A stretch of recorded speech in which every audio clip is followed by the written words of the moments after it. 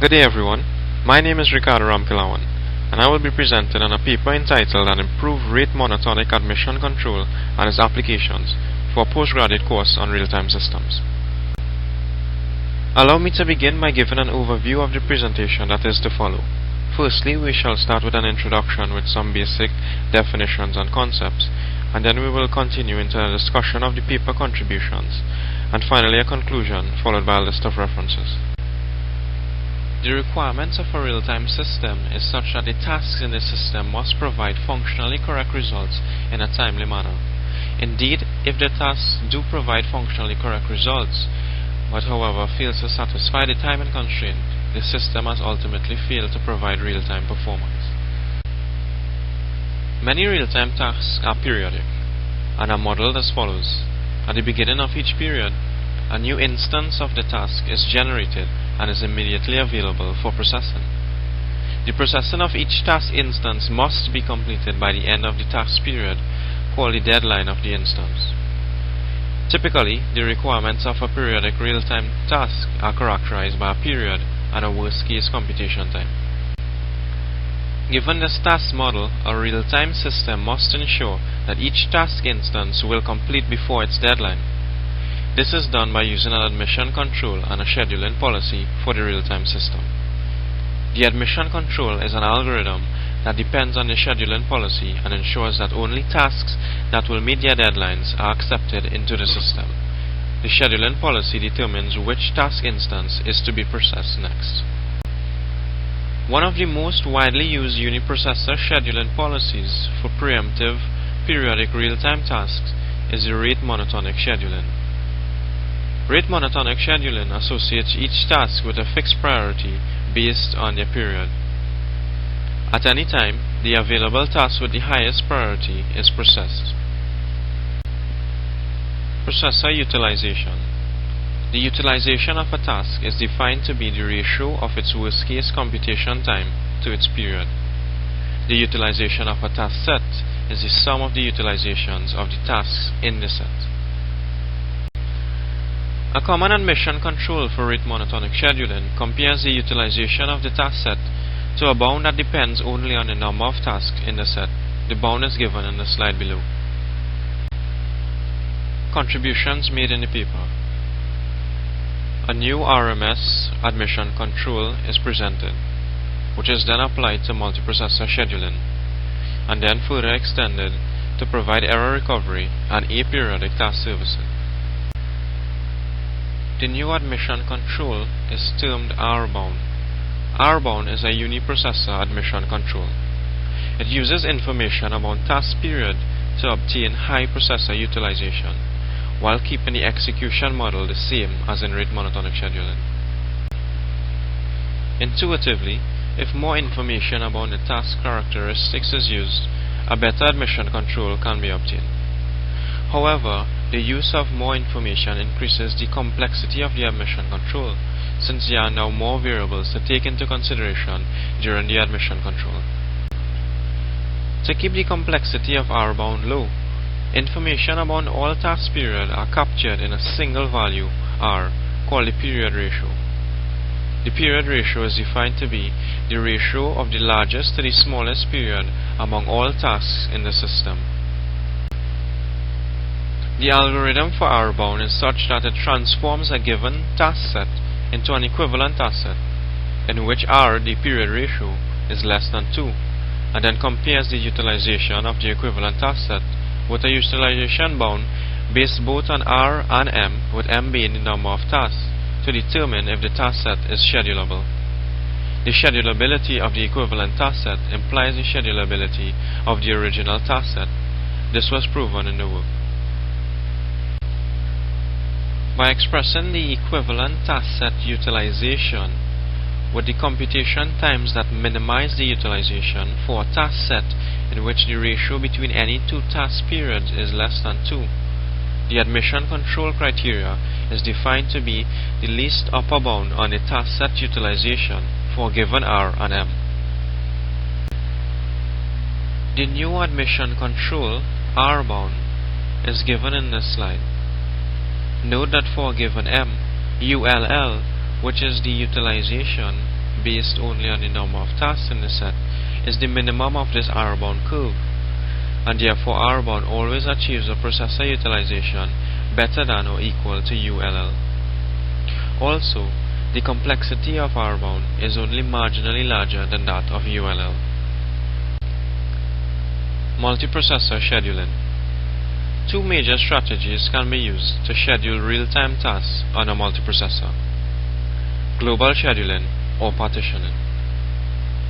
In a global scheduling strategy, all task instances are stored in a single queue, and at any given time, the processors run the instances with the highest priority.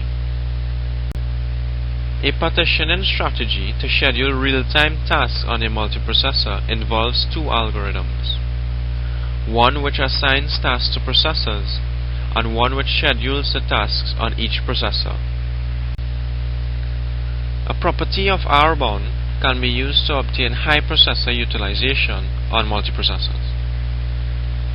When tasks with a period ratio R close to 1 are assigned to the same processor, the resulting processor utilization is close to 1, regardless of the value of M, that is, the number of tasks. Assignment of tasks to processors should be such that the period ratio is close to 1 on each processor. In order to obtain R close to 1, tasks with the closest periods in the scaled task set should be assigned to the same processor. This can easily be achieved by sorting the tasks by increasing periods and assigning tasks to processors in a next fit fashion.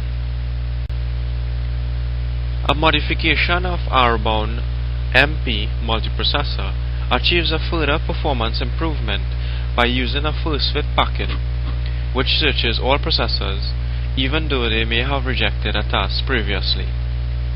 The average processor utilization of R-bound MP was compared with other first fit partitioning multiprocessor algorithms. The comparison is shown in the slide which follow. In this figure, we see that the performance of all the partitioning schemes improve as the task set increases, since the first fit partitioning becomes more efficient. Also, R-bound shows a sharper increase in processor utilization for large values of total utilization, close to 95%.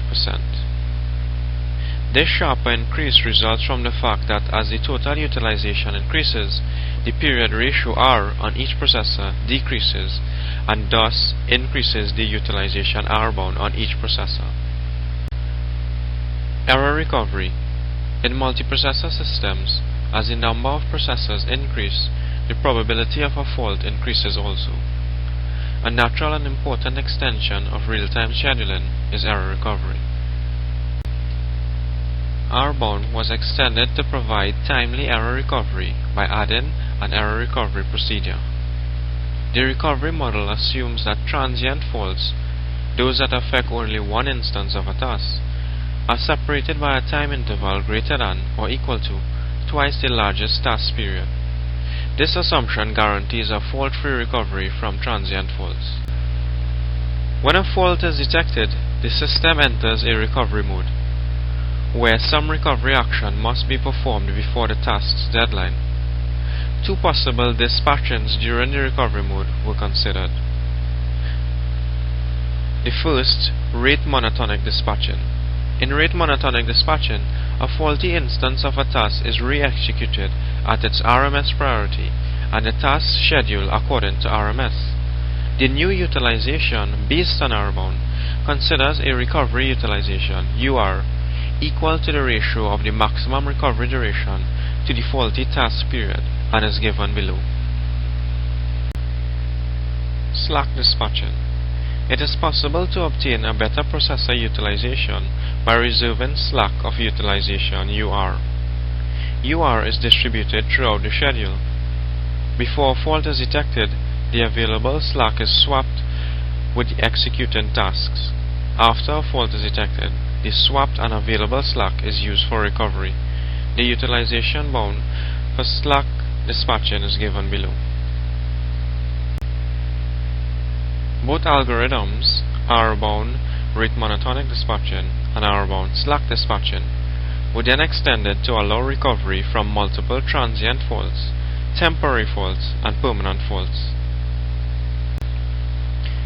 To address error recovery from multiple transient faults in multiprocessor systems, error-bound rate monotonic dispatching multiprocessor and error-bound slack dispatching multiprocessor use a partitioning strategy where tasks were assigned to a processor using a first-fit packing and individual processor tasks scheduled according to RMS using utilization bounds for error-bound RMD and error-bound SD defined for uniprocessors.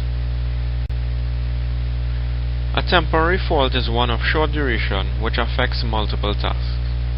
Error recovery from temporary faults can be achieved by each processor independently recovering its faulty tasks using error-bound RMD multiprocessor.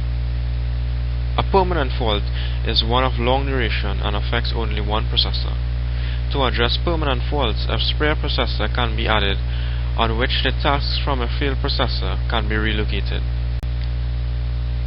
Alternatively, an algorithm FT error-bound MP was proposed which assigned tasks to non-faulty processors following a permanent fault using a first-fit search with error-bound RMD MP or error-bound as the admission criteria.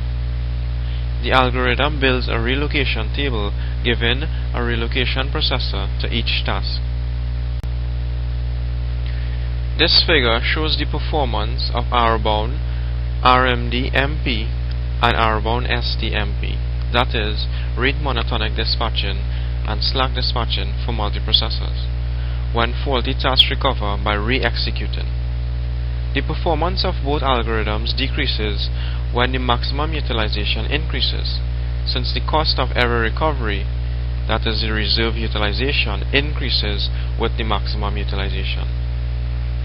We observe also that on the right side, when the total utilization is large, there is very little difference in the performance between the two algorithms since they converge.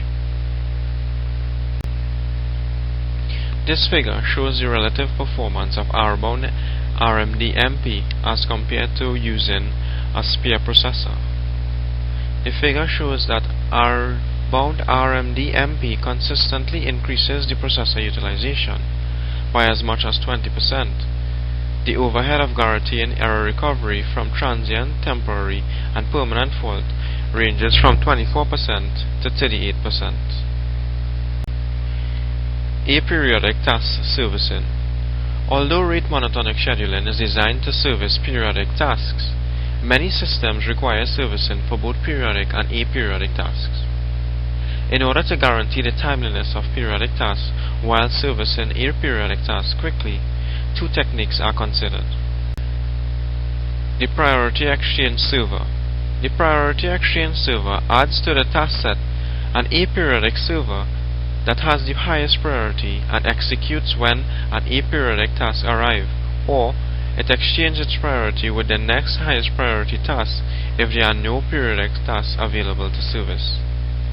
The server utilization is considered to define an admission control criteria based on error-bound and is given below. Deferrable server. Another technique to service aperiodic requests is to use a deferrable server.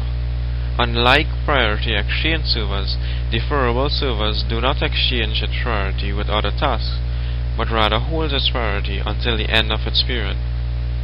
A deferrable server for this reason has a faster response time than a priority exchange server, but has a lower schedulability bound. The bound is given below.